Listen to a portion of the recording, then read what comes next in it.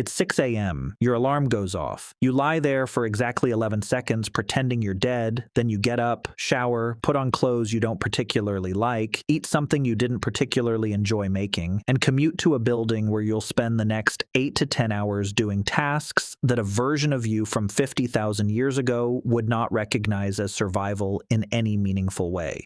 You do this 5 days a week, sometimes 6. The average person will spend roughly 90,000 hours of their life doing this. That's 1/3 of your waking existence. You call this a living. But here's the question nobody asks often enough.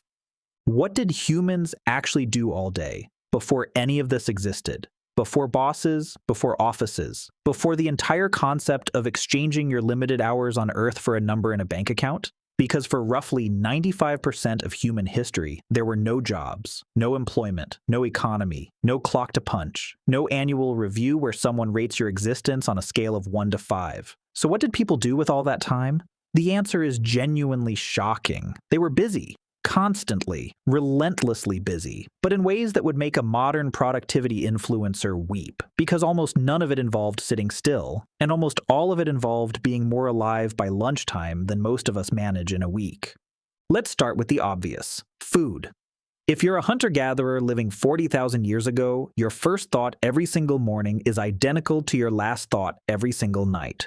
Where is the food? Not what's in the fridge, not what's on Uber Eats. Where geographically, in this landscape that is trying to kill you at all times, can you find something edible before your body starts shutting down? Because there is no pantry, there is no surplus, there is no tomorrow's breakfast unless you physically go and get it with your hands, your feet, and your brain. And here's the thing that shatters the popular image of the caveman sitting around gnawing on a bone waiting for civilization to show up. Gathering, not hunting, was the foundation of daily life. Anthropologists studying modern hunter-gatherer societies, groups like the Hadza of Tanzania, the San of Southern Africa, the Ashe of Paraguay, have consistently found the same pattern. Roughly 60 to 80% of the calories consumed by these groups come not from hunting, but from gathering. Plants, roots, tubers, berries, nuts, seeds, insects, honey, eggs. The less dramatic, less cinematic, less Netflix documentary-friendly work of quietly walking through a landscape and knowing exactly what to pick up off the ground. And this work was not casual. A Hadza woman can identify hundreds of plant species by sight, smell, texture, and seasonal availability. She knows which tubers are ready, which berries will kill you until properly processed, which roots need fire, and which don't. She reads the landscape the way you read your phone, constantly, fluently, and without thinking about it. If you drop the average modern person into that environment, they would starve surrounded by food they couldn't identify. A Hadza grandmother would eat like a queen from the same landscape while carrying a toddler on her hip. Your Fitbit would file for divorce. Hunting was the other pillar, and it was nothing like what you see in movies. Humans are persistence hunters. We don't ambush prey with brute speed. We track animals at a steady jog for hours, sometimes an entire day, until they overheat and collapse. We are the only species on Earth that can do this effectively, because we can sweat. We have 2 to 4 million sweat glands covering our bodies, the most absurd cooling system in the animal kingdom, and it lets us run in the midday heat while every other creature on the savannah has to stop or die. We didn't outmuscle our prey. We outwar them. We are, as a species, the nightmare that doesn't stop following you. But it didn't always work. Studies of the Hadza show that an individual hunter brings home a large animal roughly once every 29 hunting days. That's a 3 to 4% success rate. If you submitted that on a quarterly performance review, you'd be fired so fast your badge would still be warm. But when you do succeed, a large kill feeds the entire band. And this is where something remarkable about ancient life becomes visible: sharing. Obligate, deeply cultural sharing. In many cultures, the person who made the kill gets the worst cut. The best portions go to the elderly, to families with young children, to those who were less successful that week. This is not charity. This is insurance. Next week, you might come home empty-handed, and you need the group to remember that you fed them. It worked for 100,000 years. We replaced it with something involving forms and a 6-week processing time. Now here's the part that surprises everyone. Food took up a significant chunk of the day, but not as much as you'd think. In 1963, the archaeologist Richard Lee conducted a landmark study of the Dobe Ju / hoansi in Botswana. He tracked every daily activity and found that adults spent about 2.5 days per week acquiring food. That's roughly 17 hours. The anthropologist Marshall Sahlins built on this and coined a term that still makes economists uncomfortable. He called hunter-gatherers the original affluent society. Even the most conservative modern estimates, the ones that include every conceivable productive activity, put the total at 6 to 7 hours a day. That's still less than you when you add your commute, your overtime, and the emails you answer at 10 p.m. while pretending you have work-life balance. So what did they do with the rest of the time? This is where the story stops being about food and starts being about what it actually means to be human. Tool maintenance, for one. Stone tools, spear straightening, hide processing, shelter repair. But here's the thing that separates this from what most of us do between 9 and 5. It was social. All of it. You sharpened tools while sitting in a circle with 5 other people, talking, joking, teaching a child how to do it, telling a story about the hunt that went wrong last week. There was no separation between labor and human connection.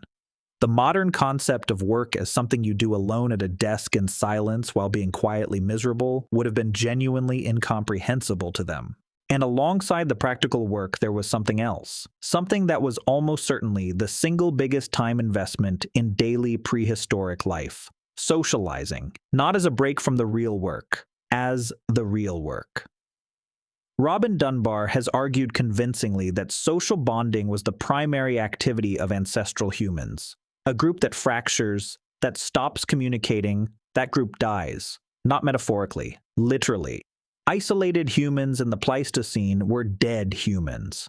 The anthropologist James Sussman documented that among the Ju hoansi, adults spend roughly 6 hours per day in social time, not working, not sleeping, just being with other people. Because in a world without money or police or written contracts, your survival depends entirely on your relationships. You invest enormous amounts of time in those bonds. Not because it's productive, because it's how humans stay human. And here's where it gets genuinely fascinating.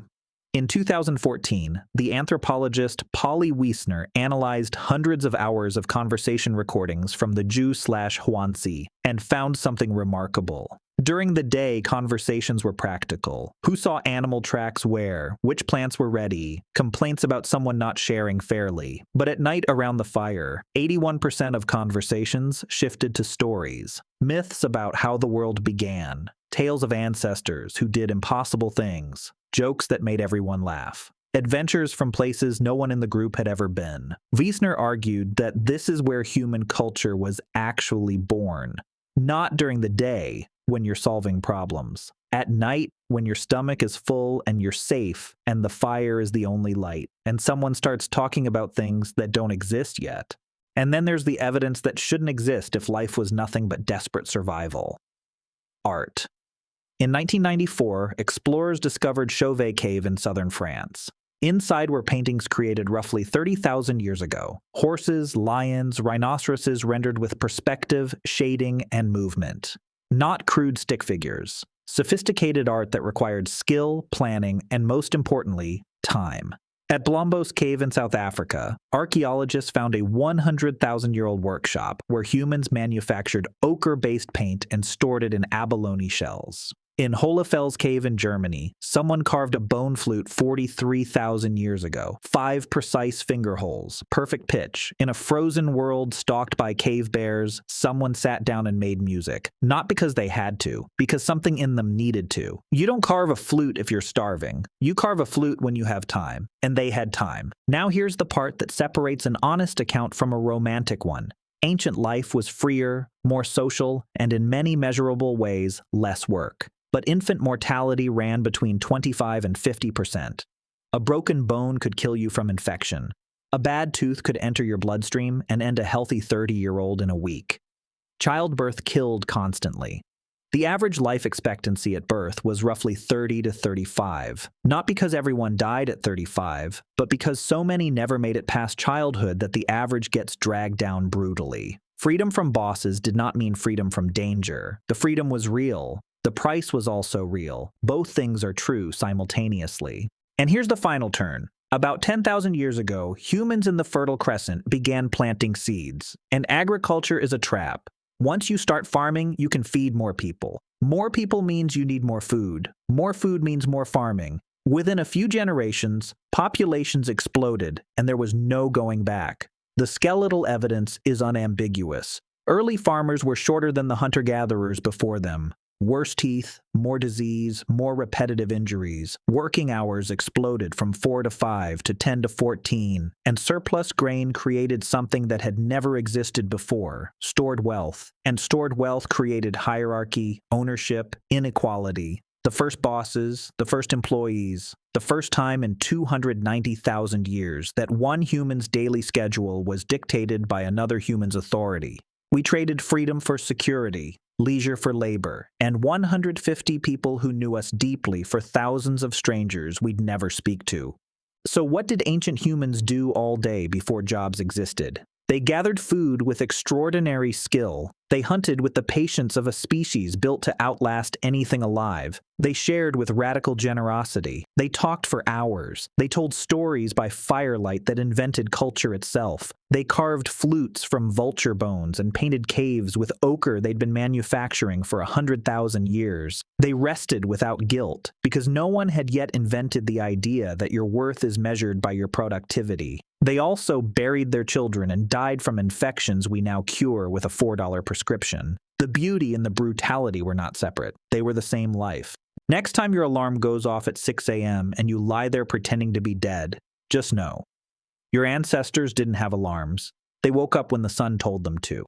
And then they went outside and lived a life that was harder, shorter, more dangerous, and in some ways that we are only now beginning to understand, profoundly more human than anything we've built to replace it. And if you're wondering what they'd think of your morning commute, I promise you they'd be horrified. Not by the cars or the buildings or the technology, by the fact that you do it alone.